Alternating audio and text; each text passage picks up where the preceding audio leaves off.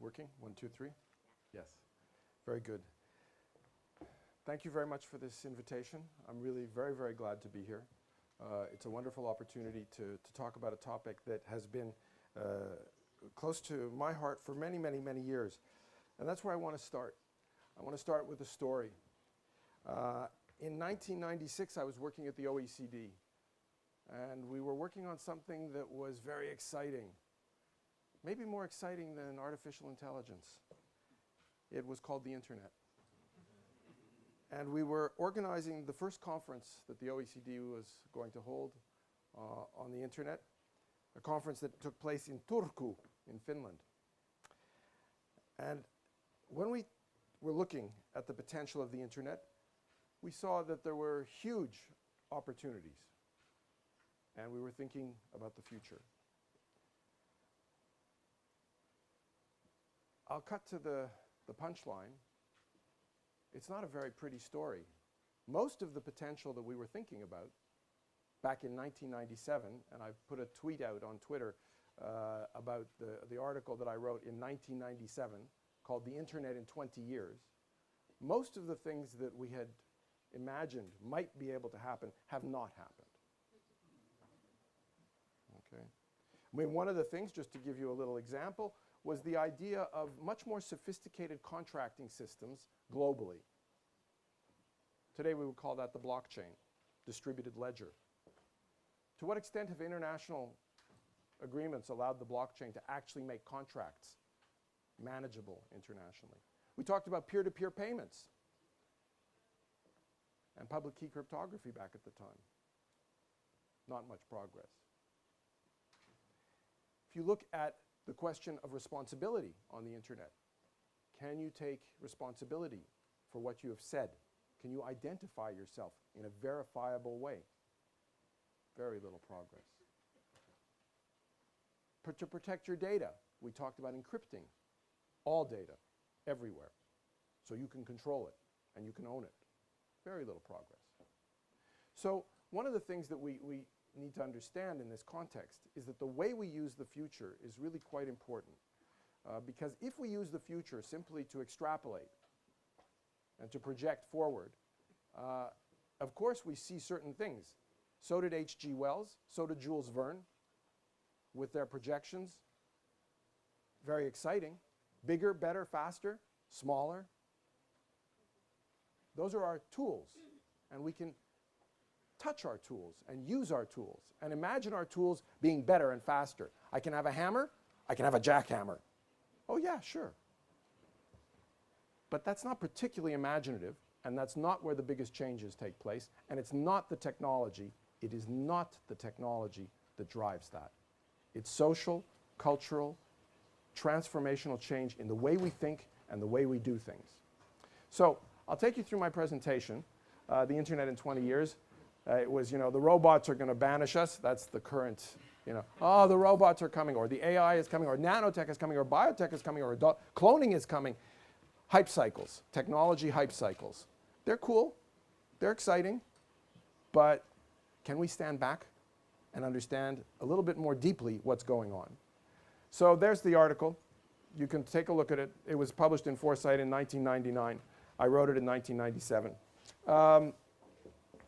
And it's a sobering look.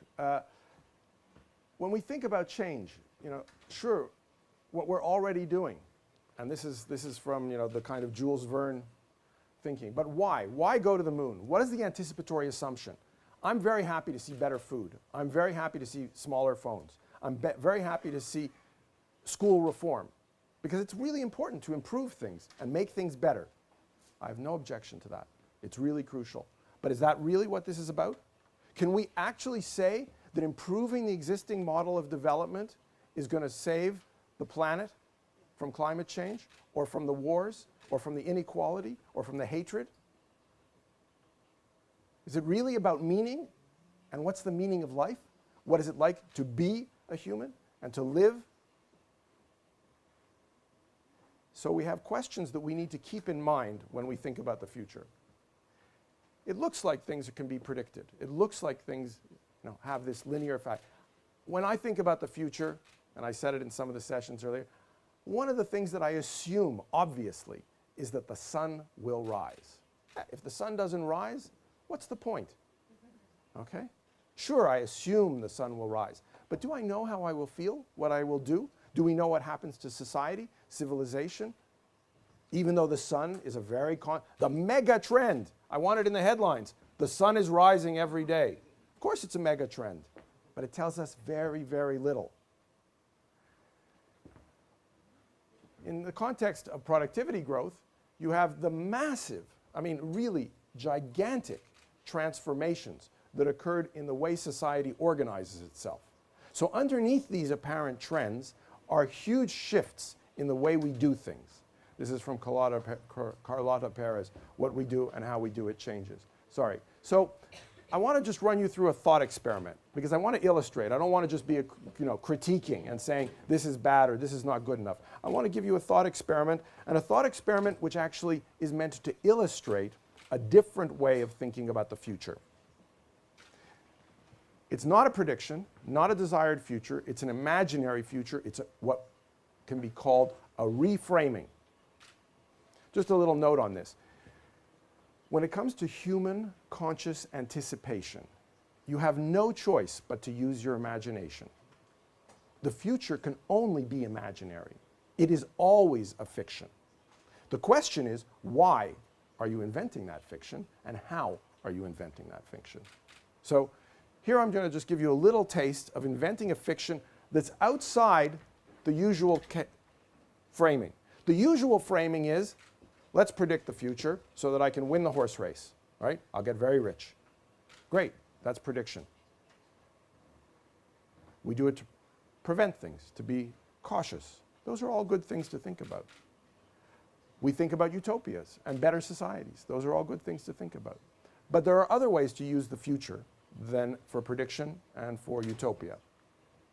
So I just want to do a little thought experiment. Here we have the typical situation that we all are familiar with. Industry.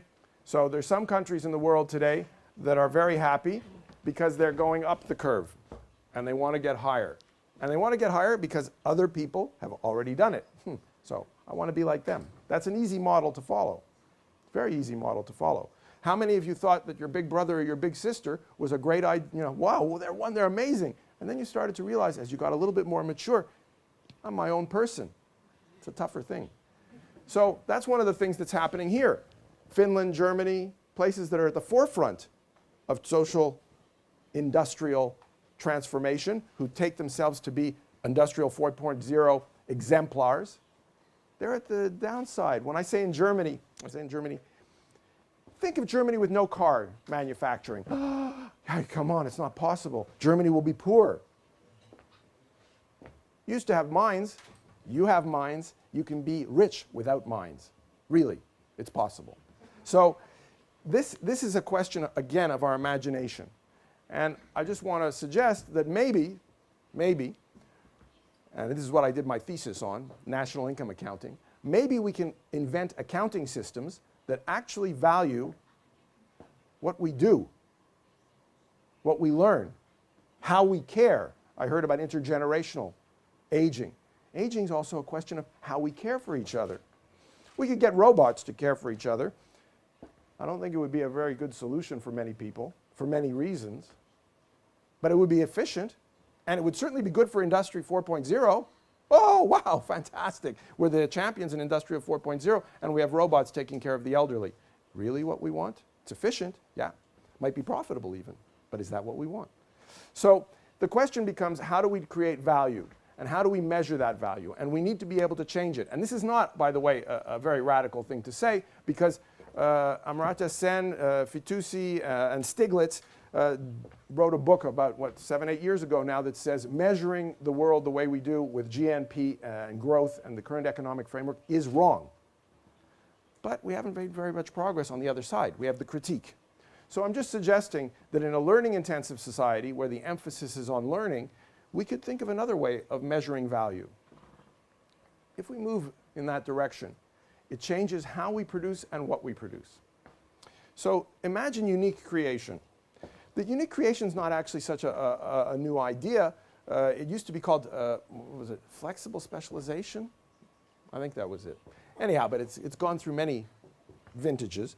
And it involves a shift that's quite profound, but somehow difficult for us to think about because it calls for a reorganization of power. That's hard.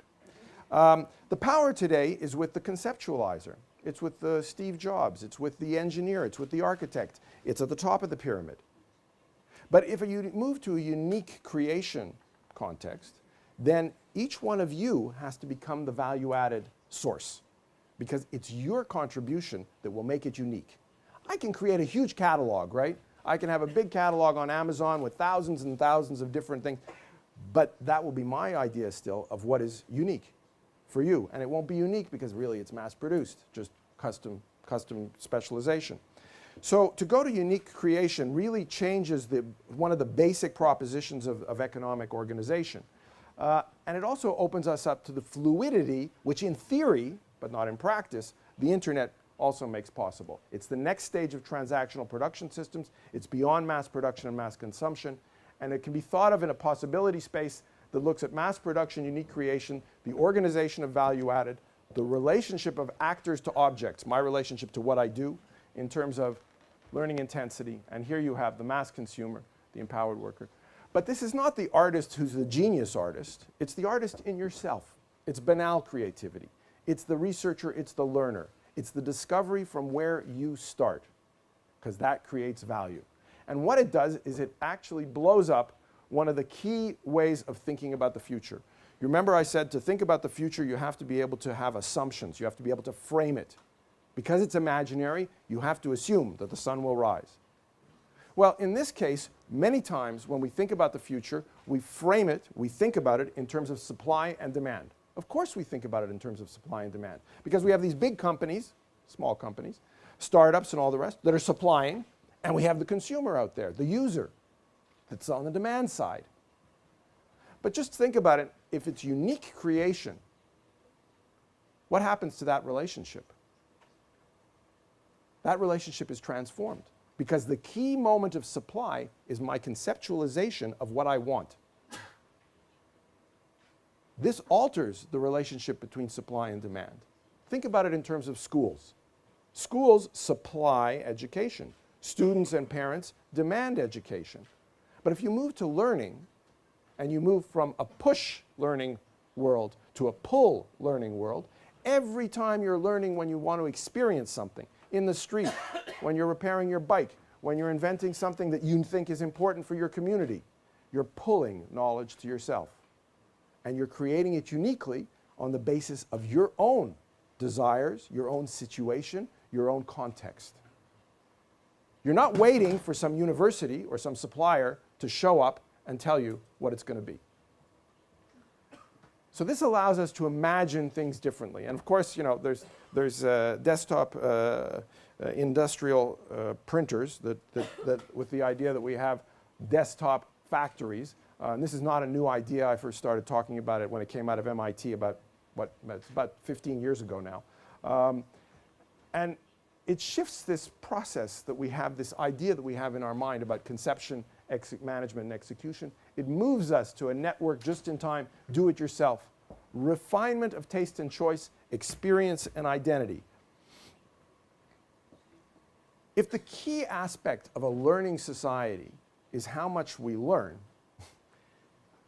how much we learn about learning, how much we learn about learning for our own situation, our own context, our own community, our own relationships, then experience counts.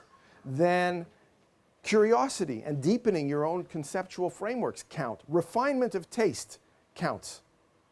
What I care about, how I identify myself, how I present myself. What does it mean to be a parent? What does it mean to be a friend? What does it mean to be a citizen of the planet? These are things I have to think about. I have to explore. I have to learn. And I have to create value for me and for my community. In that context, we're in a wisdom society. The aging society is fantastic because with age and with experience comes wisdom. And increasing returns to scale under certain assumptions of experience. You become wiser. You learn better. So unique creation really shifts. It alters the way we frame our imagination. So I just want to give you a little kind of visual metaphor. It's called a murmuration. Mobile, ubiquitous, accessible, the murmuration. So this is a visual metaphor for the strange economy and society that I'm describing. And again, let me just say, I'm not predicting this. I'm not saying it's desirable. I'm taking you on a voyage. I'm saying, what happens if you change your assumptions? From supply and demand, for instance. Imagine clouds of unique creation, flows of collaboration and experience, local and global, multiple dynamic communities, birth, death, entry, and exit. Fluidity. Fluidity. That's what starlings do when they fly. They're fluid. There's no center. There's no up and down. There's no periphery. Things are fluid. They move. It's heterarchical. So if I can, I'll give you another word. Because with these words, we can alter our imagination. We can alter the way we think about the future. Heterarchy is the opposite of hierarchy. Hierarchy is very simple. Rich, poor, highly educated, not educated. But the happiness of a poor person and the happiness of a well-educated person. Happiness is not hierarchical. We can't compare them that way. We can't say more or less, better or worse. How many things in life are not hierarchical? Many, many. Quality, experience, learning, happiness, well-being. How good are we at thinking about that, imagining that, organizing that? No, we have hierarchical systems that manage, that control. We have approaches to the future that allow us to take an arrogant position, thinking, oh, we can be gods and we can colonize tomorrow. I will engineer the future because I'm so technocratically well-informed. It's a recipe for disappointment. It's a recipe for fear. It's a recipe for a sense of inadequacy. And it plagues us today. We have the capacity to be free, but how are we going to exercise that capacity? How are we going to create our identity? Experience, belonging, meaning. There are many different ways that we do it. And these are things that we create images of in our minds when we think about the future and use the future. So I want to say, and I'll end with that's the end of my little voyage with you about a learning-intensive society, that the key question that I want to talk about really is embracing complexity. I think that the fundamental challenge for humanity today is to reconcile our relationship to novelty and uncertainty. In other words, to embrace uncertainty and to understand with humility that planning is only a small part of the richness of our universe. And to become better able to take advantage of this strangeness that is novelty, emergence, and complexity. And instead of cursing complexity, inviting it, cultivating it. So to embrace complexity and to think about changes in the conditions of change, I think one of the key issues is how to shift our thinking in terms of futures literacy. Now let me stop a moment on the word futures literacy. And I'm very sorry I don't speak Spanish, I speak French. And in French, it's quite difficult to translate the phrase futures literacy because they don't really have a term for that, although we're working on it with Quebec and the Francophones associations and all the rest. The language is evolving. But literacy is a capability, it's a capacity, it's the ability to read and to write. You're literate if you're able to read and write. And you learn to read and write by learning the alphabet, by learning words, sentences, paragraphs, by reading and writing. So futures literacy helps us to think about changes in the conditions of change. Changes within the system, the things that we do to improve, to make farming organic, to reduce waste when we're producing mineral resources. Those are good things, great things. They're within the system. They're ways to continuously improve. We have outside-in changes where we learn. Let's take, in the university context, it's MOOCs, massive open online courses. It's great. It's an internet invention that came inside the university and made the university able to deal with hundreds of thousands, millions of students. It's a huge increase in efficiency of the existing system. There are things that happen inside out. I would say Bitcoin is maybe like that. It's a kind of strange return to scarcity currency. strange idea. But the result, and I happen to have been there when this was happening, when the debate over peer-to-peer payment systems in 2000 took place. The OECD invited all the main central banks to Luxembourg. There was a conference that I helped write the papers for. And at that point, the central banks decided to shut down peer-to-peer currency. I won't go into the details. If somebody's interested, we can talk about it. But they clearly said no. So Bitcoin is kind of a classical example of policy perversion. In other words, how policy induces a particular response. But in any case, the inside out happens and outside out happens. Outside out, outside out was almost there at this same conference when Singapore, in 2000, proposed fiat currency peer-to-peer payment. Boom. What did the ECB say and the Federal Reserve say? No. What we said is PayPal is going to turn into a bank. No threat under all the banking regulations, because PayPal wasn't. It wasn't a bank. But they turned it into a bank because they wanted to put the system back in a box. So they got some inside-in improvement, but they stopped the outside out. Outside out is hard. It's hard to see, and it's hard to see the potential. Central banks are really centrally concerned, obviously, with stability, preserving the existing banking system. But are they about innovation? Disruption? Ooh, no. Banking's not about disruption. So it's natural that they would do that. But where's the interest? And it's a famous saying, nobody's interested in the future because nobody's there. You're here now. But your imagination plays a key role. So the idea of futures literacy is to really liberate our imagination. It's a capability, it's a practical level, it's a capacity to use the future in different ways for different reasons. It has an ontological aspect and epistemological. Now, for a very long time, the focus of thinking about the future has been how. How do I think about this strange thing which is the future? And it is strange because you can't touch it. You can't go there. The future in most work is later than now. That's what it is ontologically. Ontologically, as the thing that it is just, it's later. And if you look at many, many publications and much of the work that's done around the future, that's the only moment, the future is not even conceptualized from a theoretical perspective in its ontological characteristics any more than that. It's just later. Now, that's fine in some ways, but it really doesn't give us enough foundation to conduct the kind of research, nor to structure our imagination to get beyond simplicity. Because in the end, the only way to just think about the future as just later than now is to project forward from the past. And we can do it better or worse. We can have many possibilities, few possibilities. We can do it strategically. We can do it with experts. We can do it all sorts of different ways.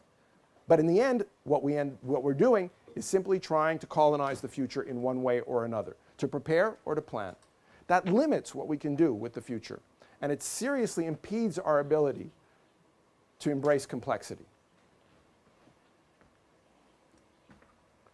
Why do we use the future? What kind of future do we use? How to know the different kinds of future. That's what futures literacy is about. So here's a plug. A book has just been produced. It's free. You can download it on the internet. It's called Transforming the Future, Anticipation for the 21st Century. It's something that came out from UNESCO and Routledge recently. It's being translated into Spanish. The Spanish edition is not out yet. It's being translated into French. It's being translated. The Arabic version will be out on November 4th. It's a book that just tries to explain some of the things I've been talking about, how to use the future. It's about futures literacy. But one of the key points about futures literacy is that I can't go around asking people, do you know what your anticipatory assumptions are? Do you know how you use the future? Because people say to me, use the future? What do you mean use the future? I've never heard anybody say use the future. I don't use the future. It's not like a hammer or a knife. No, but in fact, everybody who's here used the future to be here because you had to. You imagined we'd all be here, and you used the future to come here. So we use the future all the time, and one of the things is how to uncover how we're using the future, why we're using the future. And by the way, there's deeply different understandings of temporality and teleology dependent on cultural specificity and context and history. And one of the ways a fundamental way to allow people to reclaim hope, to become the architects of their own imagination, is to be able to reveal how their anticipatory assumptions shape what they imagine and what they think. But if they don't know what their anticipatory assumptions are, if they never think about how they use the future, how can they do that? So this is the idea of, you got to discover something. A cyclotron helps you see things that you can't otherwise see, to make the invisible visible. So that's some of the research we've been doing that I've been working on at UNESCO since I've been there, since 2012. We've been doing it all around the world in many different places, revealing people's anticipatory assumptions and coming to grips with the idea of future studies as the field that studies anticipatory assumptions, not as the field that catalogs methods for imagining specific kinds of futures. That's important. I'm very glad that Black Panther, the movie from Hollywood, imagined Wakanda.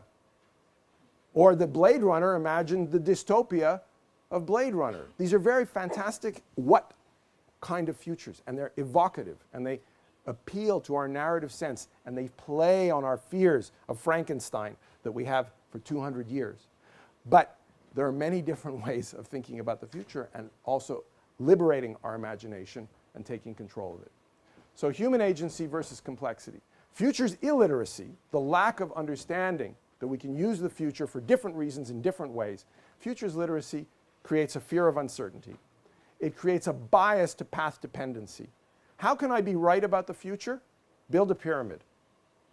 Something big, something that will last, something that will be there forever. Say to the Pharaoh, hey, Pharaoh, I can promise you that this policy will work. You'll be remembered in 5,000 years. Yeah, okay, sure. Build a pyramid. Fetishism of immortality. What we really need to do is think about the future so I can live forever. My country will live forever, my company will live forever, I will live forever, everything lives forever. This is anti-evolutionary, for one thing, but it's just not compatible with the world around us, and it's not the way to make things actually evolve. I didn't say better. But evolution is a powerful force. Experimentation is this unbelievable resource. We need to use it. Preoccupation with endogenous continuous improvement reform, I've already talked about it, and a false sense of temporality of change, seeking permission to not forecast, to liberate the imagination. Futures literacy allows us to liberate our imagination in new ways. So, this is my second to last slide. Society is now at a stage in history in which one pulse is ending and another is beginning. The immense destruction the new pulse signals is both frightening and creative. It raises fundamental questions about transformation. The only way to approach such a period in which uncertainty is very large, and by the way, I would say uncertainty is always large and very, very powerful and a fantastic resource, and one cannot predict what the future holds, is not to predict, but to experiment and act inventively and exuberantly via diverse adventures in living, affect, how we feel. Where in this futures thinking do we give scope to how it makes us feel? Our hopes, our fears, our emotions. This becomes a critical part of understanding how the future and our imaginations live within us. Last slide. I'm a futurist. I'm invited very often to talk to audiences about the future of digital or whatever. Fine. They say, we're here now. We want to get over there. Take us there. Show us the path. Where's the visionary leader? Yes, yes, yes. Make X great again. Show us the way. Show us the way. And that's what I asked them. Does this look like a good way to do it? I know, and I will take you there. This way of thinking, I think, is one of the fundamental difficulties that we have today. So we need to be able to rethink how we think about the future. How we anticipate matters, it changes the present. Thank you.